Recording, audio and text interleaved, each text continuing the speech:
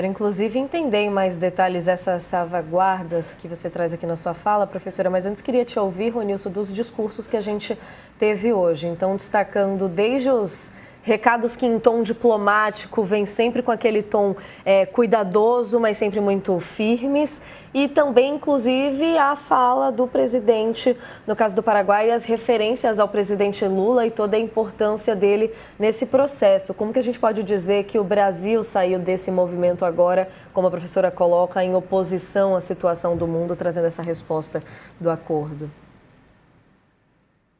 Natália, eu acho que mais do que uma posição do Brasil, eu acho que tem uma posição do presidente Lula, né?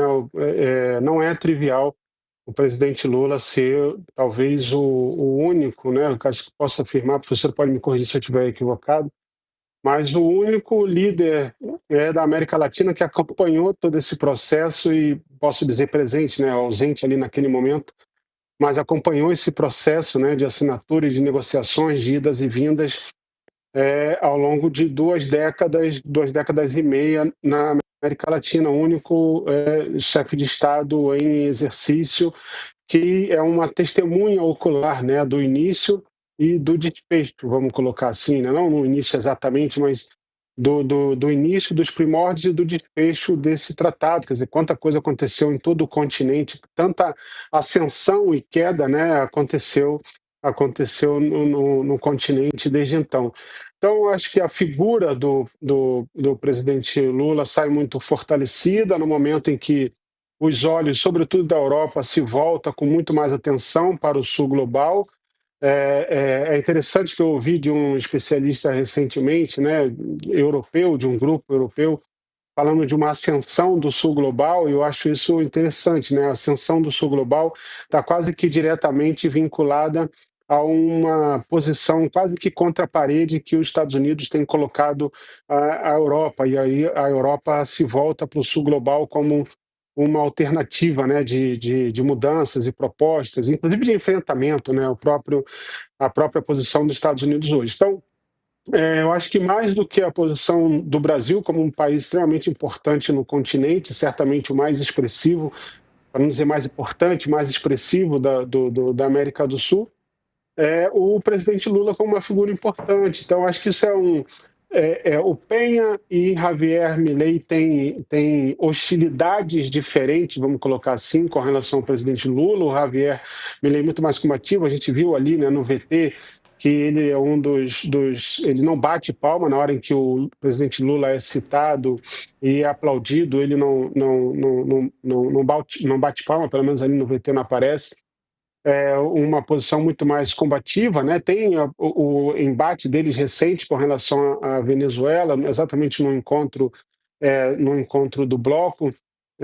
E o Penha tem uma posição mais hostil, primeiro que é o anfitrião, né? Tem que fazer esse protocolo de ser um pouco mais cavalheiro, um pouco mais acolhedor, a figura de um outro chefe de Estado.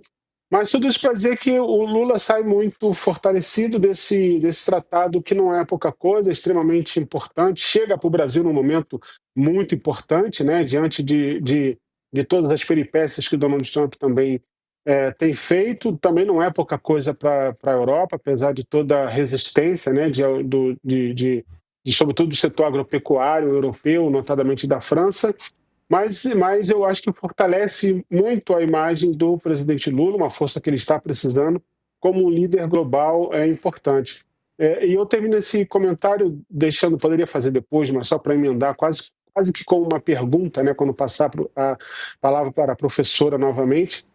É, se, ao mesmo tempo, né, que o multilateralismo está ali colocado contra a parede, em xeque, como ela bem disse, né, não só por Donald Trump, mas toda uma conjuntura que envolve outras lideranças globais importantes hoje no cenário político, sobretudo do campo mais da direita e extrema-direita, mas se, ao mesmo tempo, por um lado, o paradoxo não é que isso também fortalece uma maior preocupação com o multilateralismo, de maneira que países, sobretudo da Europa, né, França, Alemanha, etc., não estão exatamente tentando correr atrás do prejuízo para fazer com que o multilateralismo não se perca, uma vez que ele é uma força importante, né, para se contrapor a figuras autocratas com muito poder. Como ela vê esse paradoxo do multilateralismo contra a parede, por um lado, mas exatamente por isso assumido, né, como